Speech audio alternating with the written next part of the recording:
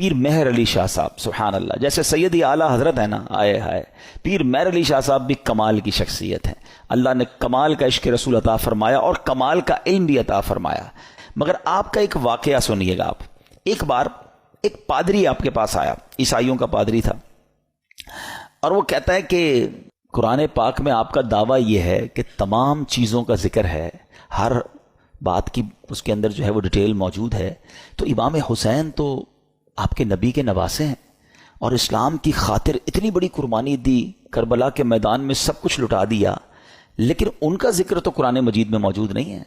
پیر مہر علی شاہ صاحب سے وہ کہتے ہیں. پیر مہر علی شاہ صاحب نے اس انگریز کا، اس پادری کا یہ اطمینان کے ساتھ اعتراض سنا، اور آپ نے کہا کہ کیا آپ نے قرآن پورا پڑھا ہے؟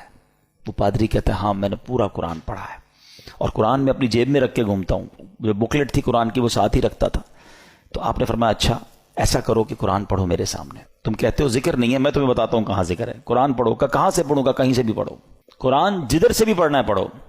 تو پادری حیران ہو گیا. اب قرآن اسٹارٹ کرنے سے پہلے اس نے پڑھی بسم اللہ الرحمن الرحیم. پیر مہر علی شاہ صاحب نے کہا بس رک جاؤ، بسم اللہ الرحمن الرحیم پڑھی ہے نا، تو اب غور سے سنو. اور آپ نے فرمایا کہ بسم اللہ شریف کے علم الاعداد کے لحاظ سے 786 اعداد ہیں. آپ بھی جانتے ہوں گے 786 یہ جو ہے نا اعداد بنتے ہیں، یہ ایک پورا علم ہے علم الاعداد کا. تو آپ نے فرمایا کہ نوٹ کرو بسم اللہ الرحمن الرحیم میں 786 عدد ہیں، اور امام حسین جو لفظ امام حسین ہے اس کے عدد ہیں 210. لکھو اپنے پاس. امام حسین کا سن پیدائش ہے 4 ہجری، لکھو آگے 4. آپ کا سن شہادت 61 ہجری ہے، لکھو آگے 61. لفظ کرب و بلا کے جو عدد بنتے ہیں وہ بنتے ہیں 261، لکھو 261. امام حسن کے عدد بنتے ہیں 200. امام حسن کا شہادت جو سن ہے وہ ہے 50 ہجری. اب ان سب کو ٹوٹل کرو، جب اس نے ٹوٹل کیا تو اس کا رزلٹ بھی 786 آتا ہے. ہمارے علماء کا علم دیکھو.